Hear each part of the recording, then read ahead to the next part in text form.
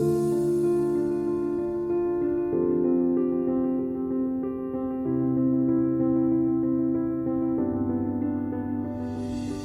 listeners, today on Extrology we're embarking on an extraordinary journey with Gary Arndt, a man whose life is a masterclass in exploration, resilience and storytelling. As the host of the globally acclaimed Everything Everywhere daily podcast with 1.6 million monthly listeners, Gary has inspired millions with his unmatched ability to weave history, culture and human connection into captivating narratives. But behind the accolades and record-breaking downloads is a story of curiosity and courage. From selling his house in 2007 to travel the world visiting 204 countries and photographing over 400 UNESCO World Heritage Sites, Gary's journey is as much about self-discovery as it is about uncovering the beauty of our planet. In this episode, we'll dive into what drives Gary to explore, the lessons he's learned from the farthest corners of the globe, and how he turns challenges into opportunities to grow. So what's the story behind the story? Without further ado, let's get into it. Gary Arndt, good day to you. Welcome to the Extrology podcast. It's great to have you here as my guest today. I'm fascinated to find out so much more about you, but seeing as so much of what we will discuss inevitably turns to place and travel, where first and foremost might we find you today? Right now, I am in the state of Wisconsin where it is extremely cold. As I'm talking to you, it is 0 degrees Fahrenheit, or I believe minus 18 Celsius. And with wind, it's much colder than that. So, goodness. Well, I am reminded of a trip to New York, which I think was about 2005, where similarly it was minus 18, minus 27 with the wind chill. And I've never quite forgotten it, and I've never experienced the like of which again. So you have my sympathy. We'll make sure we keep you on warm and comfortable today. I think is going to be an important feature. But let's dive in. I've got many questions. I think the first of which I want to go back, if we may, to selling your house in 2007 to embrace on a life of travel. It struck me that was a very bold move. What was the driving force behind that decision, and how did it shape, do you think, the person that you are today? Honestly, the thing that drove it more than anything else was boredom. I had a business that I started in the 90s. I sold it. I went back to school for a bit, decided I didn't want a career in academia, and I didn't know what else to do. So I came up with the idea of traveling around the world. I've had a lot of people tell me that they thought that this was a very bold move, but I never thought of it at the time. I was just like, man, this is what I want to do, so I'll do it. So I'll sell the house. I really didn't think it was that big of a deal. And I realize it may be to most people, but decisions like that have never really bothered me that much. I didn't have a wife or kids. I really had no particular obligations. So there was no particular downside to me doing it. And was there that eureka moment, the lightning bolt that you thought, I know, this is what I'm going to do. Travel is it. Because I remember reading somewhere that you'd not seen, now I can't quite remember the age, but you certainly went a significant chunk of your earlier years without seeing salt water, I think was the reference that I read. So was there a sort of moment where you that's it, travel, that's what I'm going to do? And if so, what might it have been? Yeah, I grew up in the middle of the continent and there's lots of water, no salt water. I like, one of the things I always like to test people with is which ocean is closest to where I live. I'll ask people in town. Some might say the Atlantic, some might say the Pacific, and they're both wrong. It's the Arctic in Hudson Bay. So it takes a while. So I was in college. I remember we were in Seattle. We were driving in near this park on Puget Sound. We saw the water and I told the van driver, it's like, stop. And they thought it was an emergency or something. And I got out and I literally tasted the water to verify that it was in fact salty. And I've told this story to people all over the world. And if you live in a coastal area, which most of humanity does, or on an island, this is a very foreign concept to you that you would have never seen the ocean or the sea. But yeah, I didn't. So when I sold my business in 1998, the company I sold it to was actually the consulting wing of British Telecom. And they took me on a trip to all their offices around the world.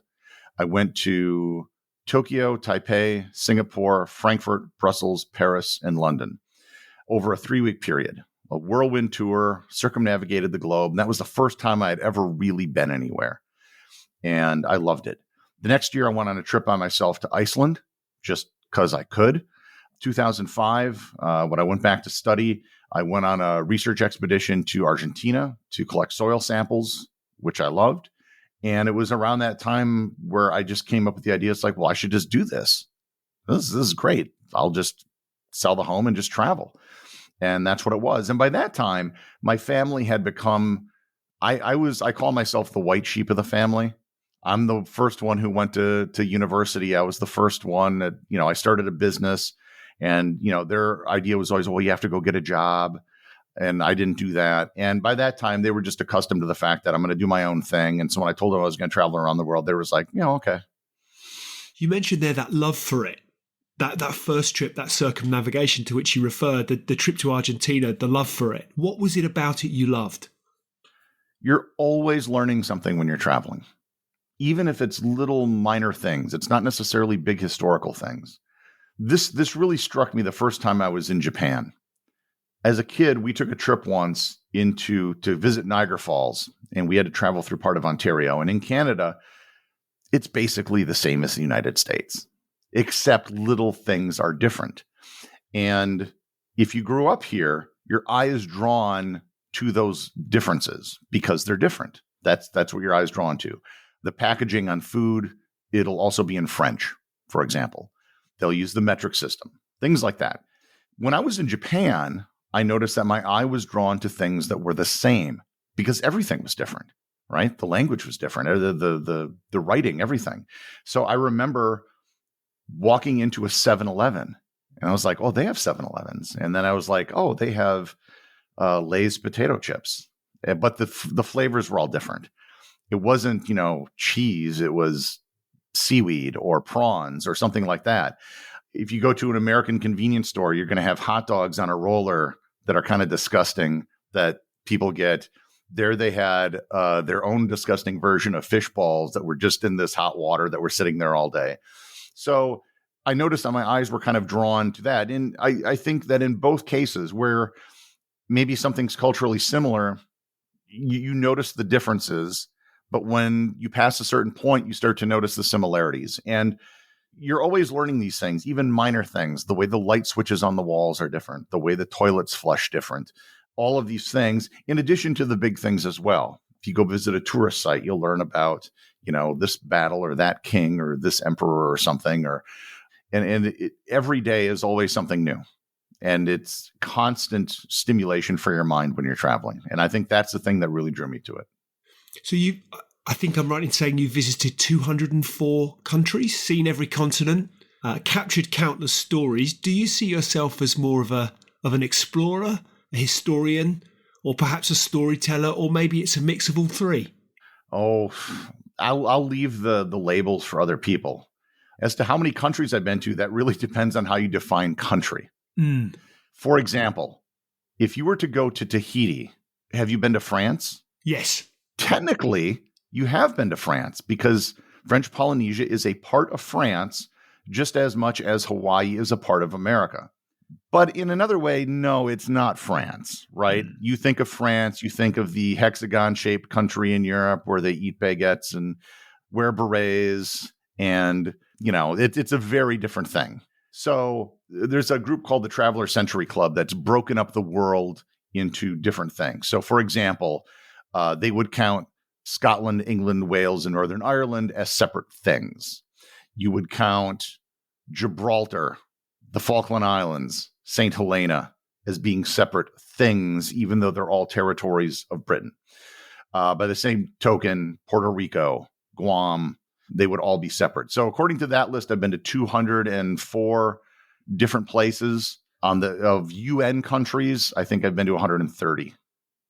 And of all those places that you've been and the stories that you've told, the people you've met, what inspires you to keep exploring and sharing these experiences? Is there a deeper purpose that's driving your journey?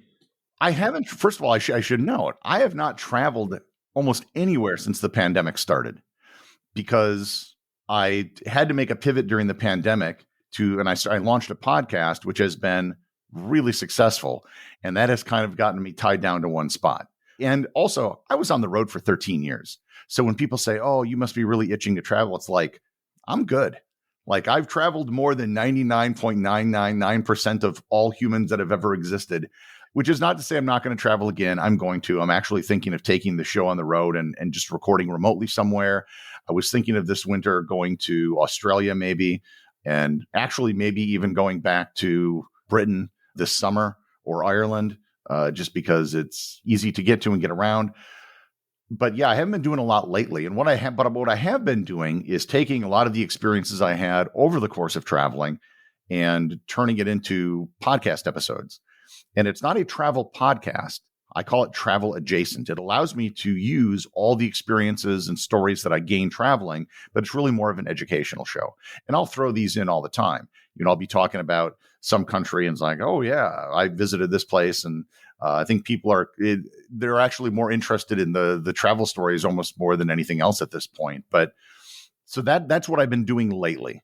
As to whether I'm an explorer or whatever, I don't know. I travel. I enjoy it. I do what interests me.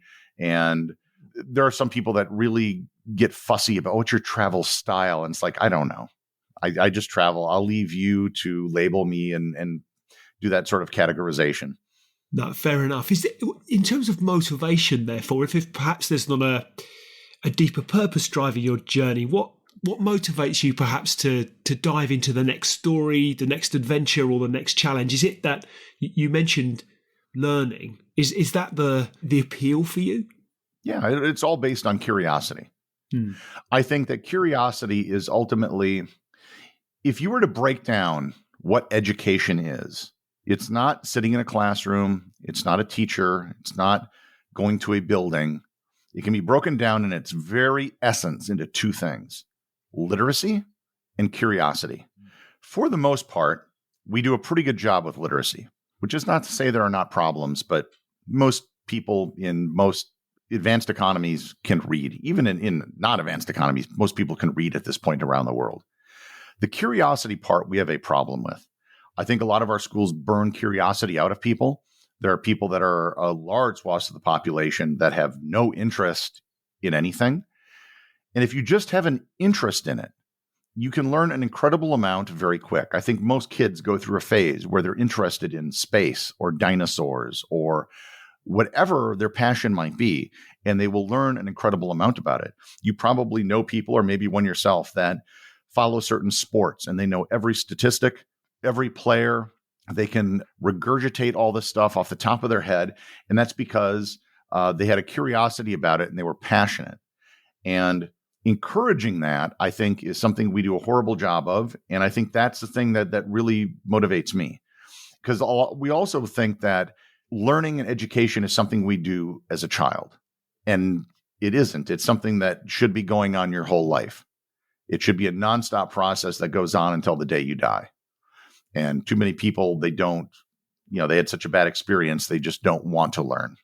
And has that natural curiosity always been an inherent part of who you are? I think so. My first day at kindergarten, my mom drops me off and she gets a call later that day. And they go, Mrs. Arndt, we have a problem. She goes, well, what is it? Thinking like I fell down or something. She goes, Gary can read. And she's like, well, yeah. She goes, well, he's the only child in the class who can read.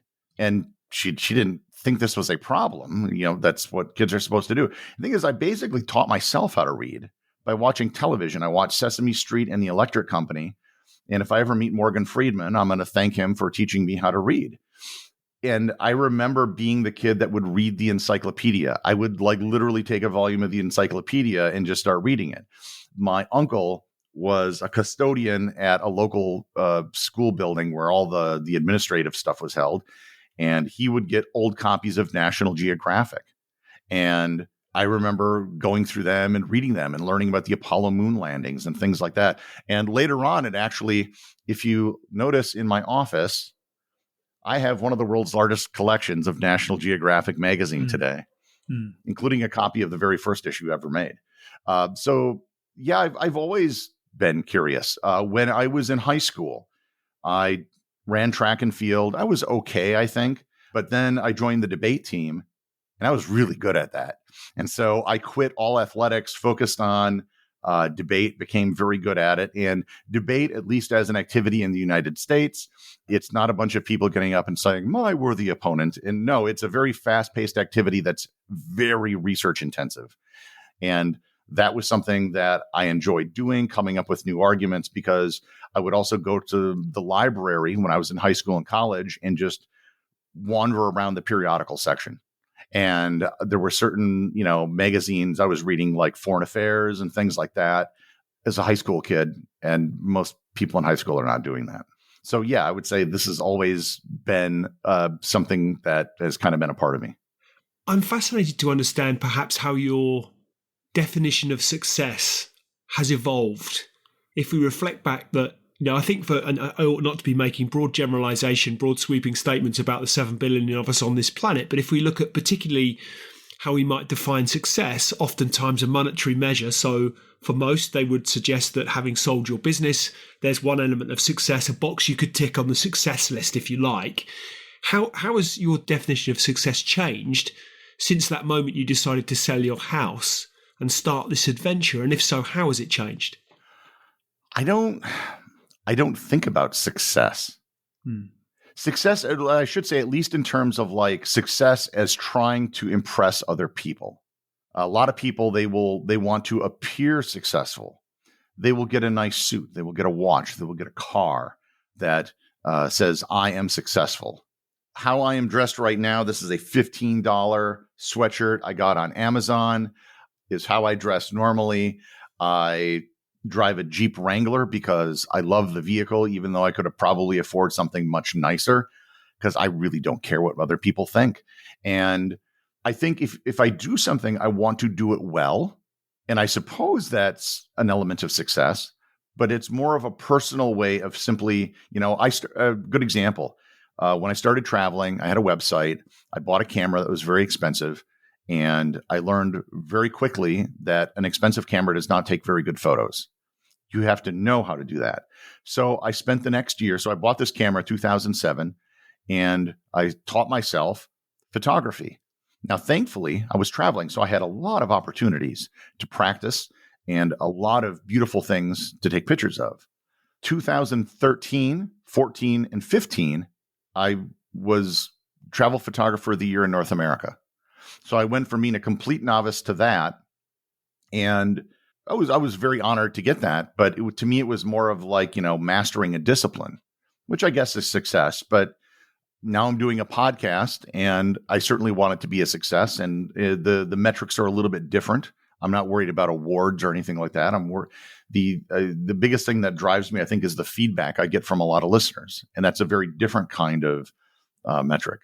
So in terms of like being successful in other people's eyes, I really don't care.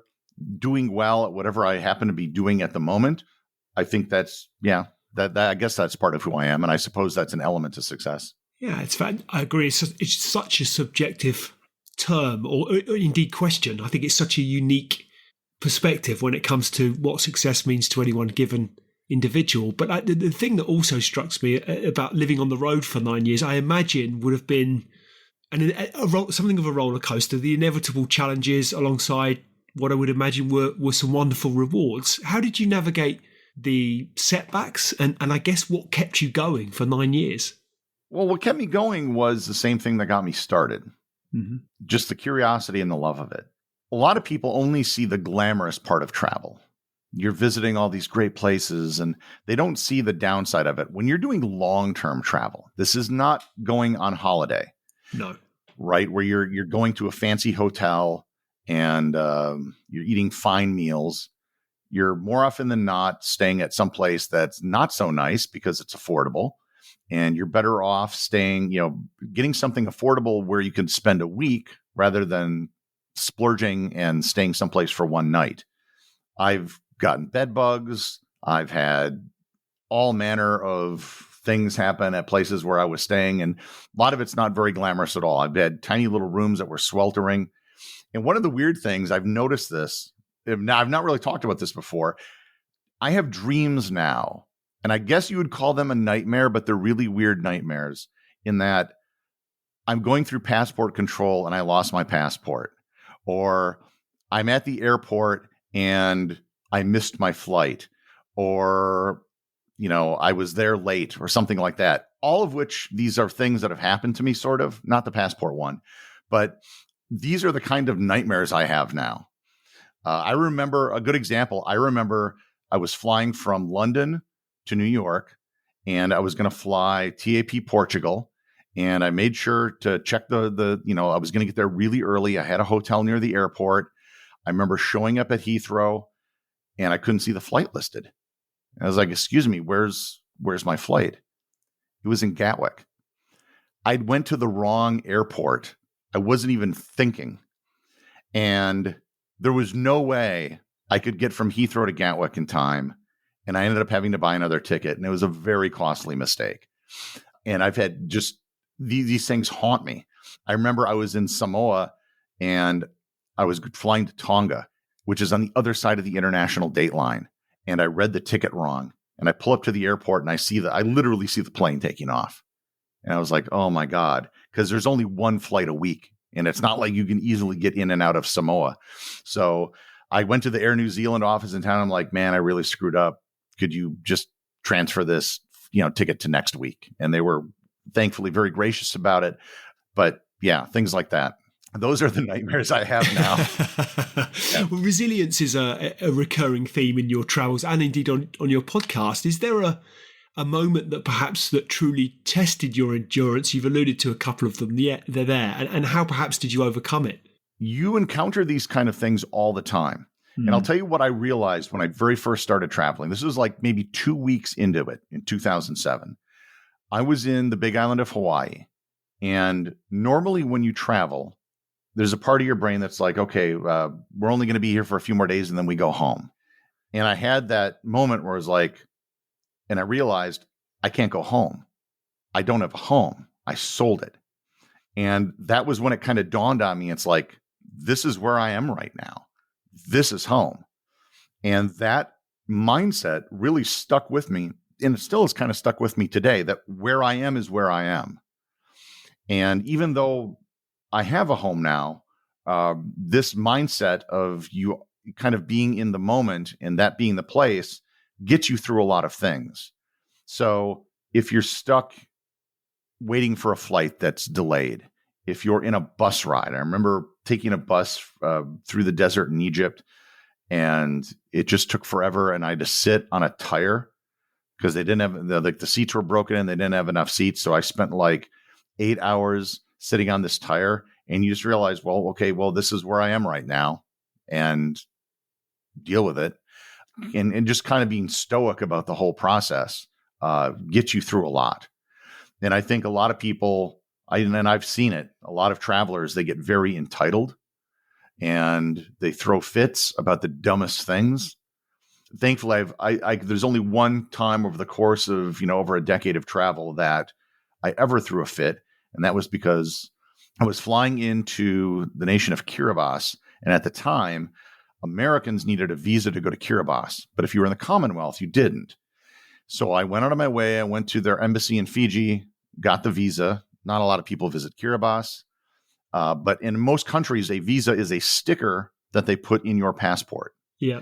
Not for Kiribati. It was literally a rubber stamp with a ballpoint pen.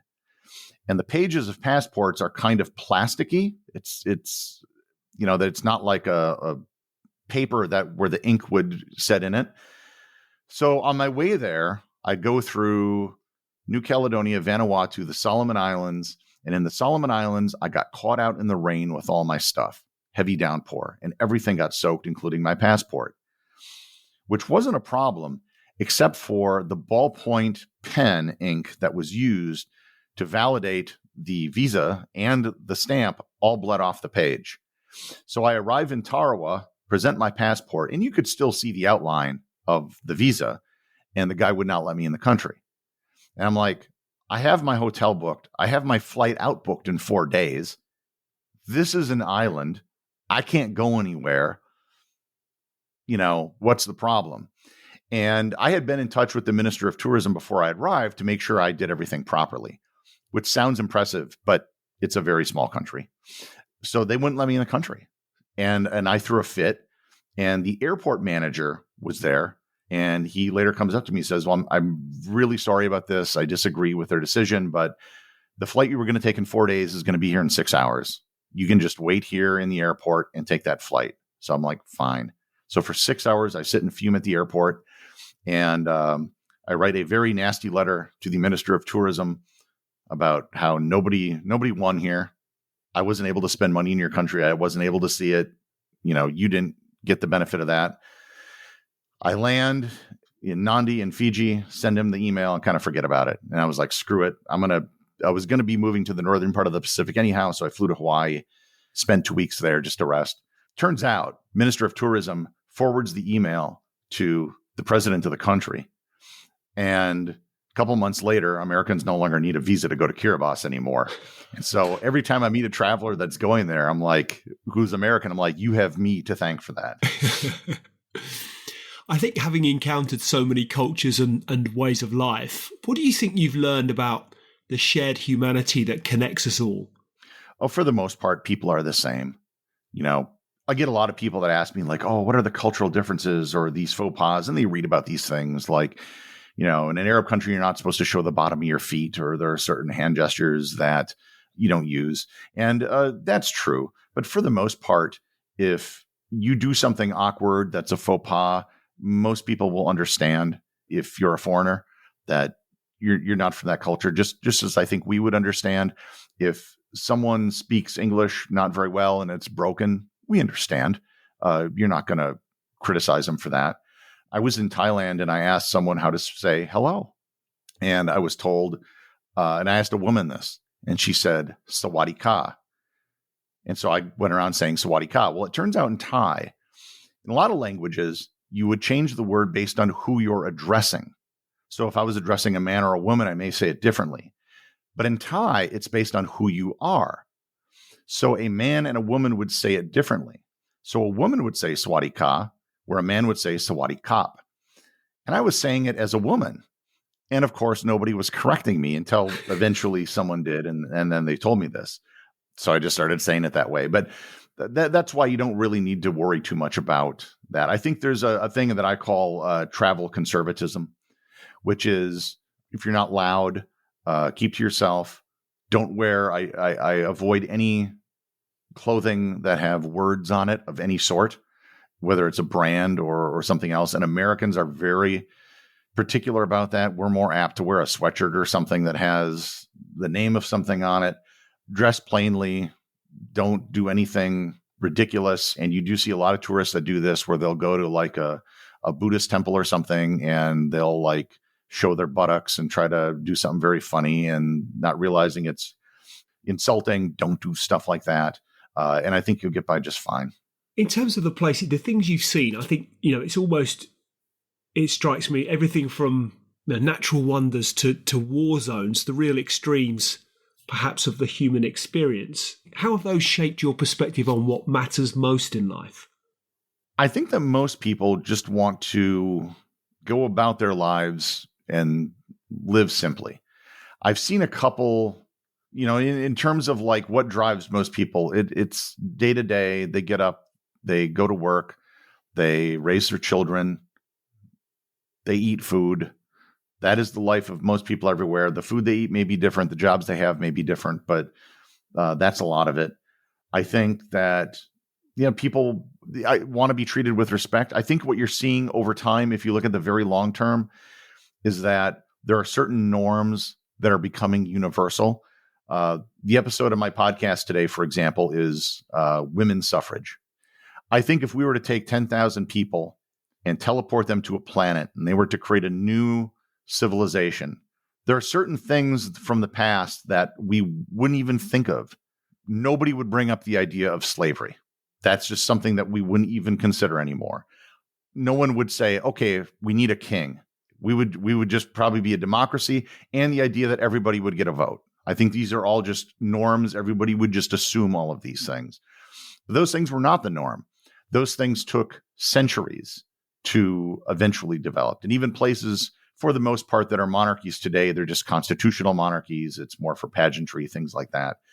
And I bring this up because I remember being in Thailand in 2010 when the red shirt protests were happening. These were massive protests in Bangkok. And they were protesting at the prime minister's house one day, which is a few blocks from where I was staying. So I'm like, oh, I got to go see this. So I remember it was me, white guy with a camera, between thousands of very angry protesters and hundreds of cops in full riot gear. And I was between them. And what a lot of the red shirt protesters wanted, I think, are what you see in a lot of places. You know, they had an elected prime minister. It was basically overthrown in a coup. The military did it. They wanted democracy. And these things have happened in fits and starts. It's not always linear. If you remember things like Tiananmen Square and Arab Spring, I think that even where these things don't exist, there's still desire for it. And if given the opportunity, people will choose it. It's just a matter of time. I don't know if that answers your question. It's kind of a long, rambling No, absolutely it doesn't. way to go about it. But I was going to say the culture, what we focus on are often things that are superficial: food, dress, music. But behind that, the things that most people want in life, I think, are kind of the same. I think there is much more that joins us than divides us, that connects us perhaps than divides us. That's my experience of humanity, if you like, not as extensive as yours. But what about in terms of the impact that travel has had on you personally? Has it changed you as a person, do you think? And if so, how? I'm sure it has. I mean, it has to have. But it's very different for me trying to figure it out. Again, that's one of those things like a label. It's like someone who's known me for a very long time would probably be the best person to answer that question. Because I think I'm the same. But then again, everybody always thinks that they're the same, even if they've undergone large changes. Like I said, I think I'm probably more stoic about things than I used to be. I don't get worked up about stuff. And I think that is developing patience is one thing that you have to do if you're traveling. So I guess I would say I'm far more patient than I used to be. And I have a far longer time preference and time horizon than I used to. I want to talk a bit about your storytelling and creativity, because you have this wonderful ability to make history and culture really accessible. You really bring it to life. And I'm interested to understand how you choose the stories you tell and perhaps your process for making them resonate so deeply with your audience. So for those not familiar with my podcast, it's a daily educational show. The episodes are about 12 minutes long, and it provides an overview of whatever that subject of the day is. And that overview, sometimes I may zoom in on a very narrow subject and kind of get into it more in depth if it's a smaller thing. And sometimes it may be a very big over. I remember I did an episode once kind of describing the entire Mongol Empire in 12 minutes, which is very difficult to do. Wow. A lot of the topics I've done are things that people have spent their entire careers studying. And I'm trying to condense it all into 12 minutes. But ultimately, it has to be something that I think is interesting and worthy. And those are going to reflect my biases, obviously, because I'm the one doing the show. And I've had a lot of people say, well, you don't do enough about this or that. And I'm like, you're right. And it's because I don't know a lot about it. I would love, and I really want to do more about the history of India. I just haven't read a lot about it. And so I foresee at some point in the future, maybe a year from now, doing a lot more episodes about the history of India and South Asia, because I think that is an area that, at least in the US, does not get a lot of attention.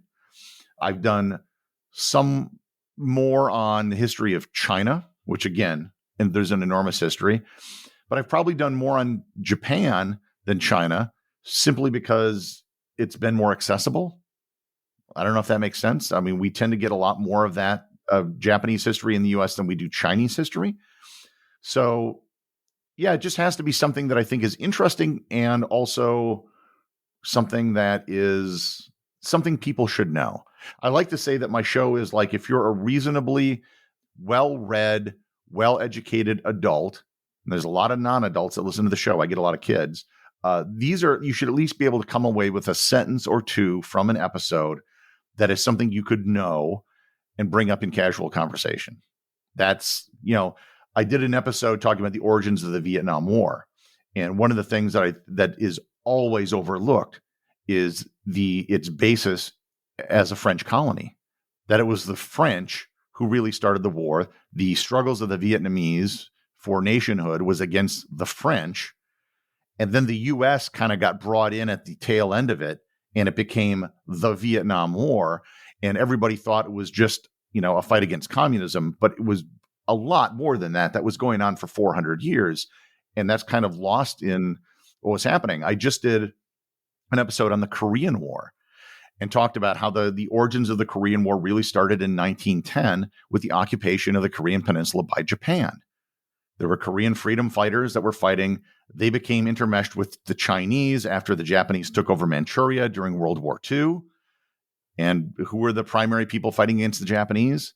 The communists. And that's kind of how that happened and why North Korea is the way it is today. So I'm trying to pick things that I think people should know the backstory for, that they should know something about, and that's interesting, whether it's science, math, or history. And sometimes that's difficult. I've done topics on math, and I have a very difficult. I did Cantor's diagonal proof to show that there are some infinities bigger than other infinities, and doing that without like a chalkboard is really, really hard. What's been your proudest moment as a storyteller? So the feedback I get from the podcast is far different and far better than anything I ever got traveling. When I was traveling, I was fundamentally doing it for myself. I shared my photos and my stories, but I'm traveling because I like traveling. But now I'm getting feedback from people listening to what I'm doing. And it'll be parents saying, we listen to your podcast every night before we go to bed. My daughter thinks that, you're the smartest guy in the world and you are her favorite teacher. We listen with our son over breakfast, or we listen as we drop him off at school. I get truck drivers that email me saying, I listen to your show while I'm driving on the road to fill the time. I had a professor of mathematics at a college that says your episode on non-Euclidean geometry was so good, we use it now as the first day of our class to help explain what this is as an intro topic. I had a message from someone at Oak Ridge National Labs, and I did an episode in the element thorium that said we were all so excited to listen to this because we're excited about thorium and we want more people to know about it. So it's getting these responses from all walks of life, from people that are getting something valuable out of what I'm doing. And when I was traveling, you'd get tired and you'd take some time off. But when I'm doing this, I feel there's more of a responsibility and obligation, because I know there are tens of thousands of people every day that are going to be listening. I can't be late. I can't just skip a day. There are people that are going to be listening to this and will get something out of it. And there are countless conversations and dinner discussions or discussions at the water cooler that are going to result from what I'm doing that day. And it makes what I'm doing more meaningful. You visited over 400 UNESCO World Heritage sites, and I'm interested to understand your perspective on what you think those places teach us about the value of preservation and how we might apply those lessons in our own lives. I would say, so the UNESCO sites is something that I uniquely kind of picked because the vast majority, when people talk about them, they'll always give, it's like the pyramids and the Colosseum or Machu Picchu. And that's true. Those are all World Heritage sites. But that's actually a small number, the ones that people have heard of. Yeah. The vast majority are things people have never heard of.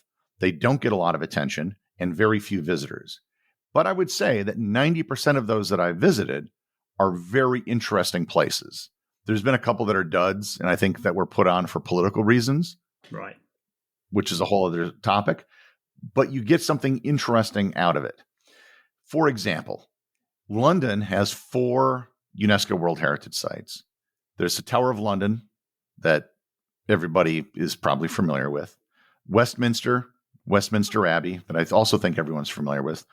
But then there's the Royal Greenwich Observatory and everything that's around the development of time.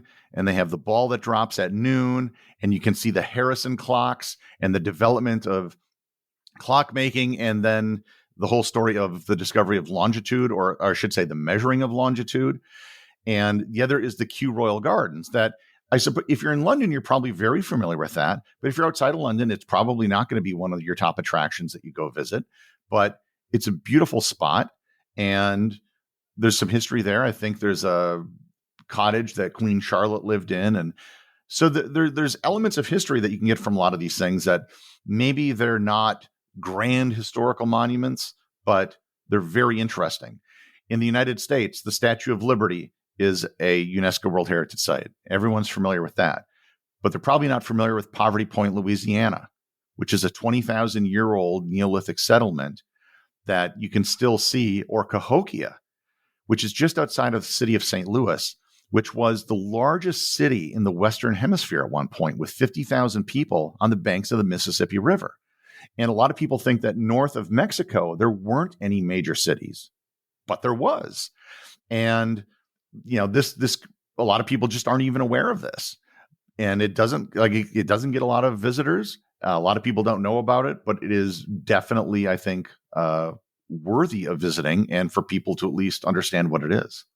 It strikes me that you may not necessarily feel, perhaps you do feel this way, not to make assumptions as to how you feel about it, but it strikes me that you took a big, you leapt into the unknown.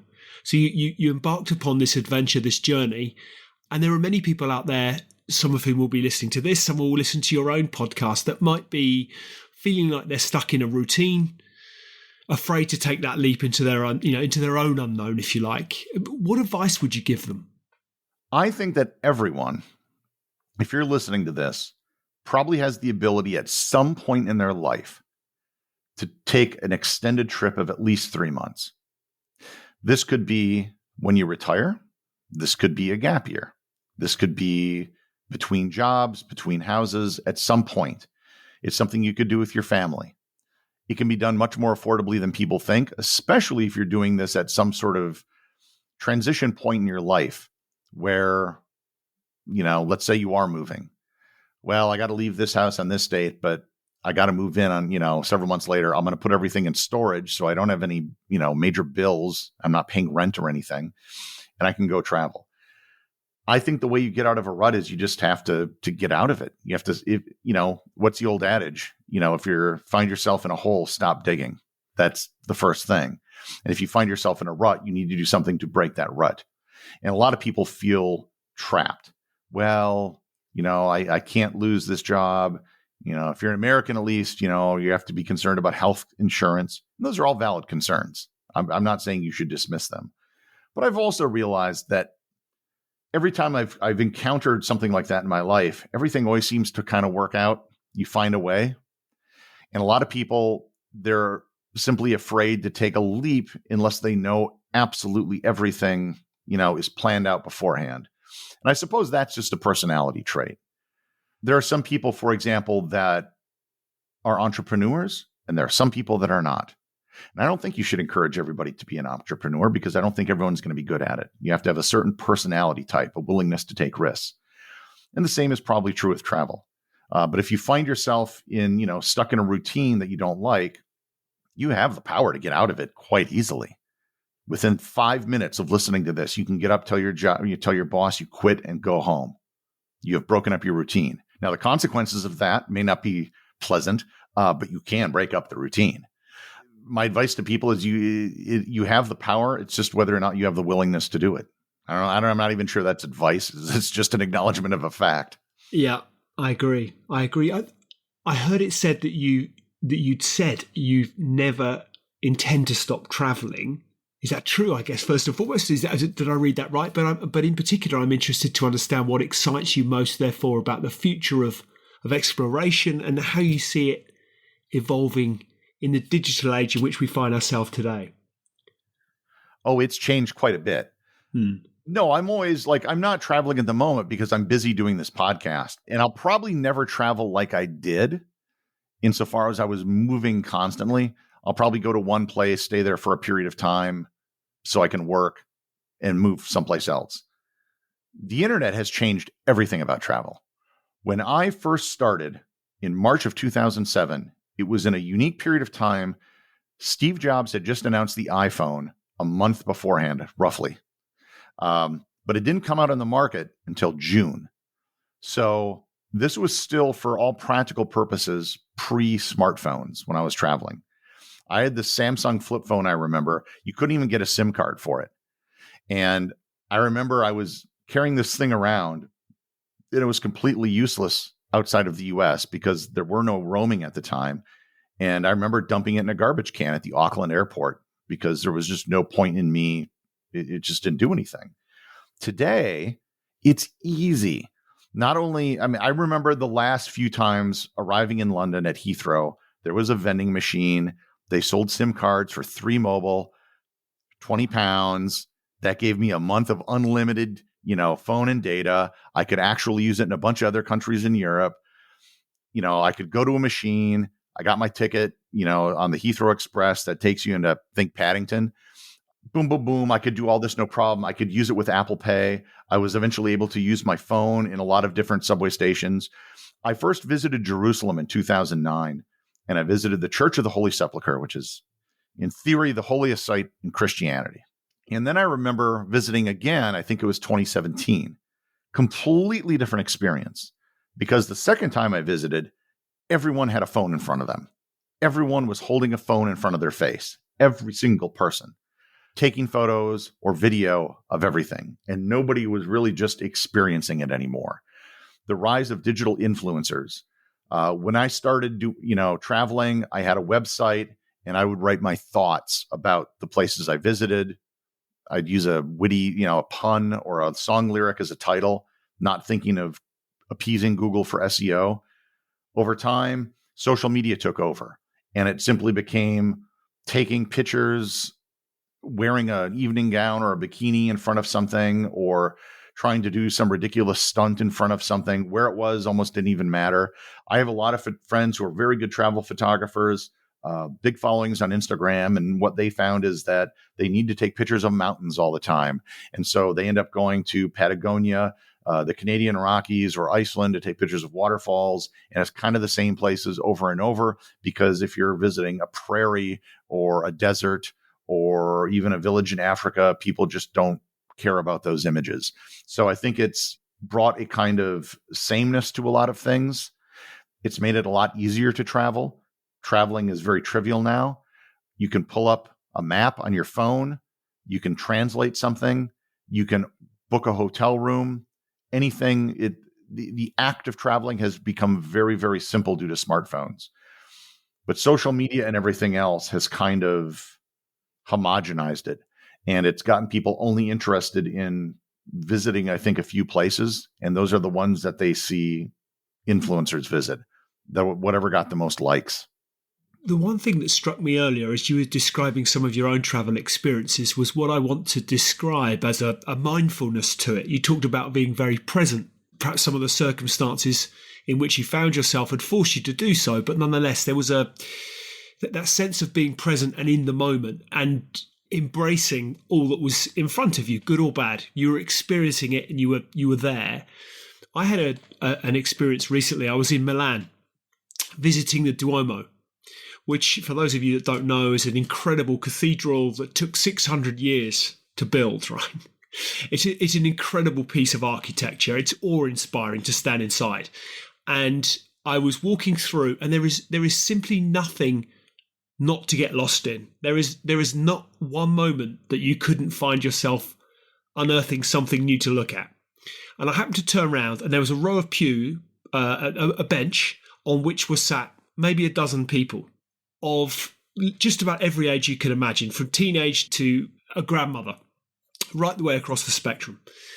And all of them were staring at their phone screens. And I remember thinking, my goodness, you're in one of the most, I mean, they could all have been Milanese for all I understand. They could go there every day. I don't know. But my assumption was there is literally, I think if you came here every day of your life, you could never claim to know every inch of it, because it's just so much. And yet nobody was looking at it. They were all staring at their phones. And I just felt a sadness. Now, I think that's rightly or wrongly. I just thought there's a sadness about that. So how, is it to your point, it's changing how we're experiencing travel.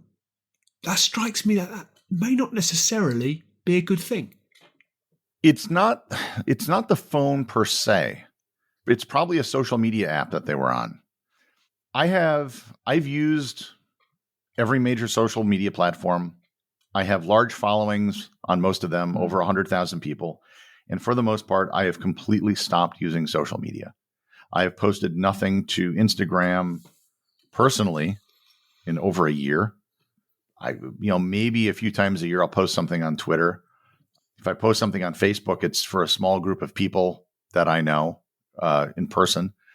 And on my phone, I've taken off most of the apps, and I have absolutely turned off notifications for everything. So there's nothing that's happening. I have no fear of missing out. I think they're wonderful tools, both as a camera, like I said, a map. You can do so many things with it. I remember it was late 2007. I was in Tokyo, and like I said, this was right after the iPhone came out. And at the time, they had a thing called an iPod Touch, which was an iPhone that wasn't a phone, right? And I bought one at the Apple store at the Ginza district in Japan. And I just thought that this was the greatest thing ever, because this replaced so many devices that I was carrying around with me. And the phones have only gotten better. You can get eSIMs now. So you don't even have to get a SIM card. You can just, point something at a QR code, fill out a form, boom. And you can now be, using a SIM card for a local place without even having to mess with the little chips. So it's only gotten easier. It's only gotten better. Speeds have only gotten faster. I remember having to go to LAN cafes or internet cafes when I started. You never see them anymore because everyone has a phone. They're not necessary. So yeah, it is kind of sad. But again, the power is within ourselves to solve that. And I think if you find yourself looking at a phone, I actually bought on Amazon. It happens to be sitting right in front of me. This is a Faraday bag. You know what a Faraday cage is? Yeah, I think I want to say I do, but let you explain it. So it's a Faraday cage was discovered by Michael Faraday. It's named after him. So if you have a wire mesh around something, it blocks any electromagnetic radiation. And so this has a wire mesh around it. And if you put your phone in it, it cannot get a signal. Literally cannot. And I've tested this. Like, you take the phone, have someone call you, you put it in the bag, they cannot call you. It will not ring.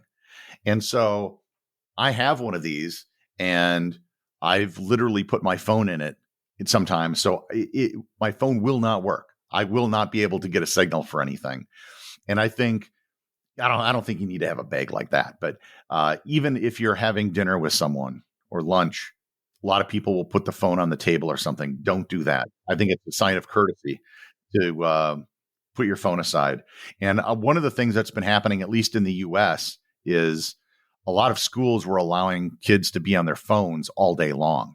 And it was really hurting education. And now there's a movement where schools are banning phones, and almost I have yet to hear of a place that hasn't had positive results with it. So I think it's smartphones are very powerful tools. I think they're very valuable. I'm not saying we should get rid of them, but what we do on them probably needs to be adjusted. No, I think you make a very good point. What about the impact of climate change and other global challenges that we might be facing on travel? How do you think perhaps travel will become more difficult? Will it become more difficult, or perhaps just different in the future? I don't foresee it becoming more difficult. There may be some parts of the world that may be more difficult to visit. I remember visiting places like Tuvalu and the Marshall Islands in the Pacific that are nations that are just coral atolls. Like, the highest point in the country may be 10 feet. And that's just a sand dune. Those places will probably be suffering first, but I don't foresee Switzerland having problems. If it's colder, it may actually be a bit easier to travel some places. There are some places in the tropics that may become too hot to visit. That's a concern where I live. I mentioned how cold it is. That's true. And a lot of people don't want to live here because of the cold. But the summers are great, especially if you're comparing it to a place like Phoenix, Arizona, where the temperatures are getting into 110 degrees Fahrenheit every single day, which is, ridiculous. So I don't think it's going to change travel, but it may change where people travel and when people travel.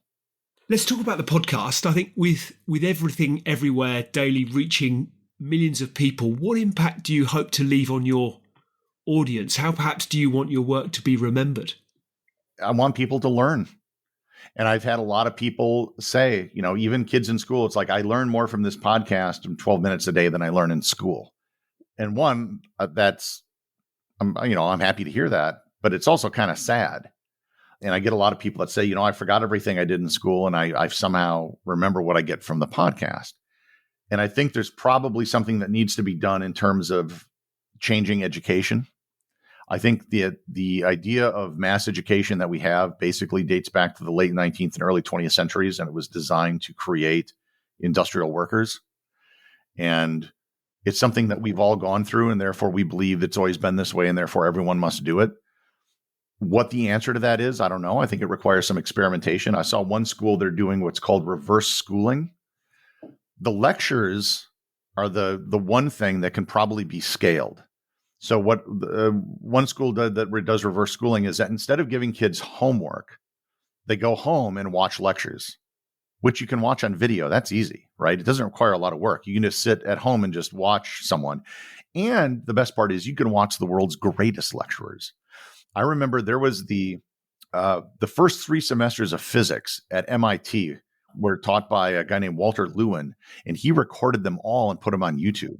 So anybody could sit in Physics 1, Physics 2, and Physics 3 and watch all the lectures for free without getting accepted to MIT. The kids would then go to school to do what would normally be homework. They would work on problems. They would work on things, crafts, projects.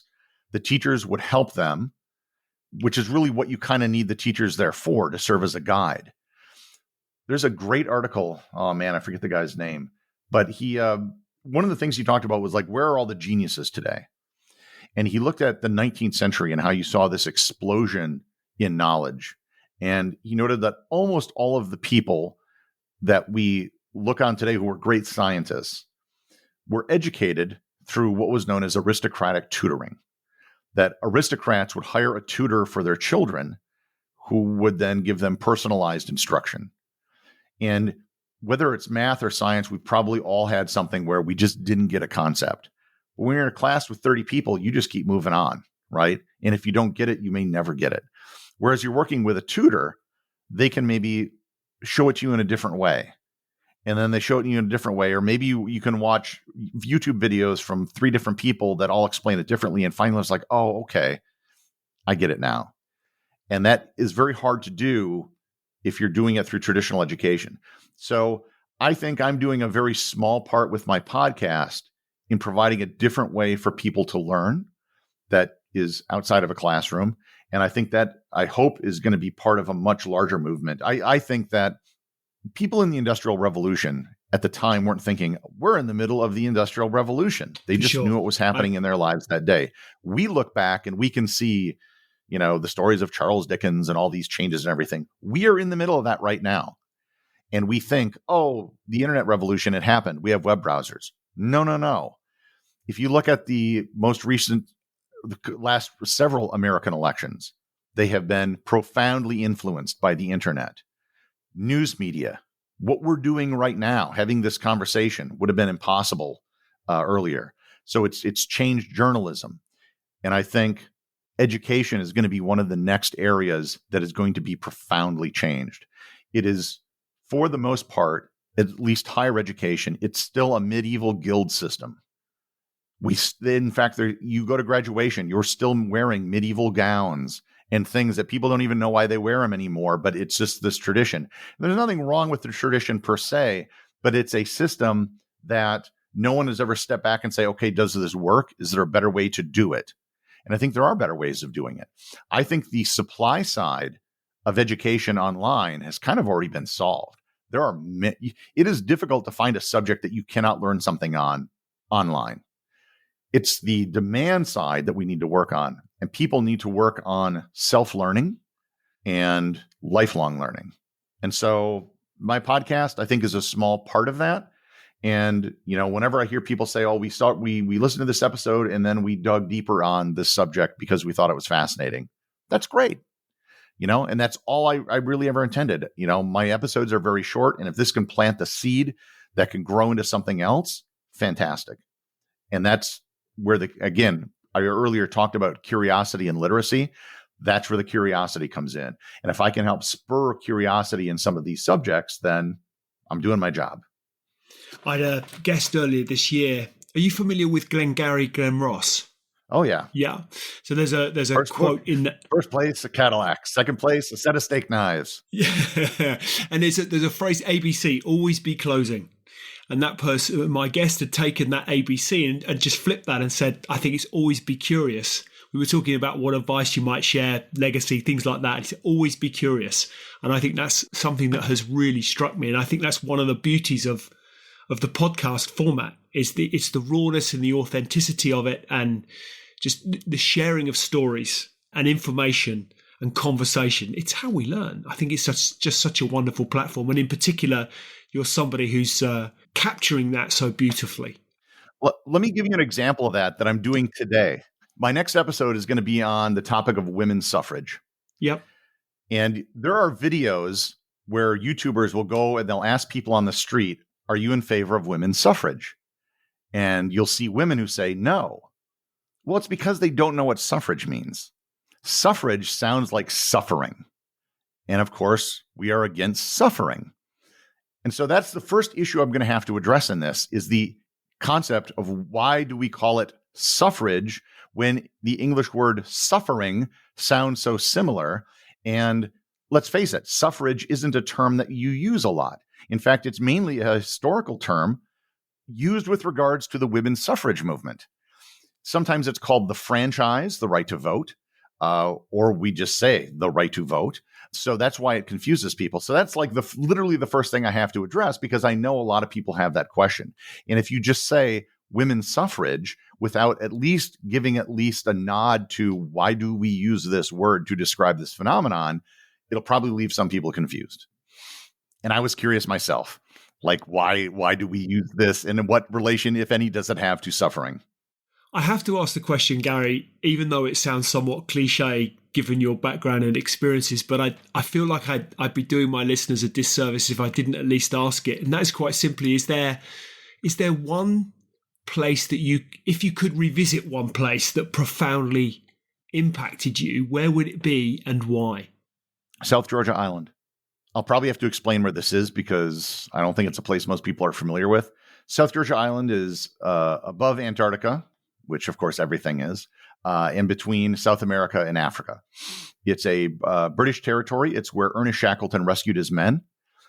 He's buried there, and you cannot fly there. You can only go by ship. And if you visit Antarctica by ship, you are almost certainly going to be going from Ushuaia, Argentina, which is the southernmost city in the world, and going to the Antarctic Peninsula. But a few times every year, the ships that go to Antarctica during the season will stop at South Georgia. And that is almost, if you ask the people on the ships, that is almost always the highlight of the year. Because unlike Antarctica, which is for the most part completely covered with ice, and there isn't a whole lot to see, there are some islands on the peninsula that are ice-free, where you'll see more penguins and things like that. South Georgia and many of the subantarctic islands are the primary breeding spot for penguins. So we went there and we saw, enormous seals. We saw hundreds of thousands of penguins, seabirds of all types, albatrosses. And the reason I would really love to go back is because since I was there, they went through a rat eradication program. The early whalers that arrived brought with them rats, and the rats had absolutely no predators, nothing stopping them in the island, and they just wiped out the seabird population. They would eat the eggs. And I've been following this kind of closely since I was the 10 years I was there. And evidently the seabird population has come back fast and strong now that the rats are no longer there to eat their eggs. And I would really love to see how the place has come back. And South Georgia is just a fascinating place in its own right. So that would be the one place that, in fact, when I meet people informally and they find out, who I am and what I've done, the question I get all the time is, what's your favorite place? And there's no answer to that question. But the place I always say is South Georgia. And then I whip up my cell phone and I show them a picture of the beach that we landed on with, 100,000 penguins. And I go, that is why I love South Georgia. Gary, fantastic. Where should we be sending listeners who want to find out more about your podcast? They want to find out more about your writing, your photography. Where should we be sending them? Wherever you're listening to this podcast right now, just open your player and search for Everything Everywhere Daily. And if you want to go to the website, you'll see a link in the show notes to any episode, or you can just go to everything-everywhere.com or just search for my name. I'm very easy to find. And that's ARNDT. We'll put some links in the show notes, absolutely, for the benefit of listeners. But it's ARNDT, Gary Arndt. So, Gary, thank you. It's been wonderful to share these stories with you this afternoon. Listening to you has been a real privilege. There's just so much there, which I find fascinating, and I know listeners will too. And I think you deliver it in such a wonderfully descriptive and colourful, imaginative way that I'm sure you're going to find there are even more of the millions that already download Everything Everywhere. You'll find that there'll be more coming along. So I really appreciate you taking the time out of your schedule to share some of your thoughts and experiences with us today. And I look forward to watching you continue to flourish. Thank you for having me. Thank you, Gary. Thank you for joining us on this incredible conversation with Gary Arndt. His journey is a testament to the power of curiosity, resilience, and a willingness to embrace the unknown. If you love this episode, we'd be so grateful if you could leave us a review. It helps Extrology reach more listeners who, like you, are seeking inspiration and extraordinary stories. Don't forget to subscribe to our YouTube channel for more in-depth conversations. Follow us on social media for updates and exclusive insights. Follow us on social media for updates and exclusive highlights. And sign up for our newsletter at extrology.com for behind-the-scenes insights and early access to upcoming episodes. Join the Extrology community. Together, let's explore what it means to live a life of purpose and adventure. Thanks for listening. We'll see you next time.